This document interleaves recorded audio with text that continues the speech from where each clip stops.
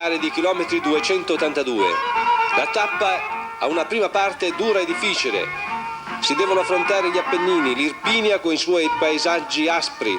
Le salite rese ancora più dure dal caldo oggi snervante sono banco di prova efficace per i girini. E nella prima parte assistiamo a continui tentativi di fuga.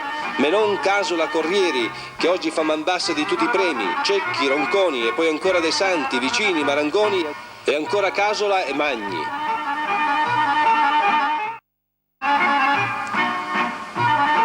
Anche Bartoli e Coppi, attraversando Ariano, si impegnano per un Gran Premio della montagna.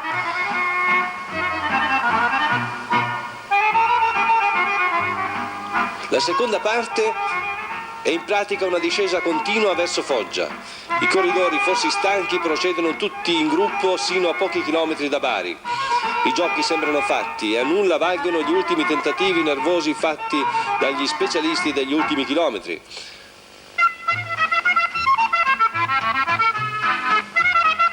Ma all'improvviso scatta Bertocchi, che con abile mossa lascia tutti e si presenta allo stadio di Bari solo.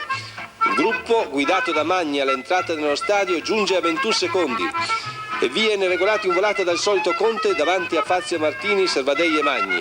La classifica grande a solo di Bertocchi, e chi ce la fa a ripescarlo? Dopo tanta sete di vincere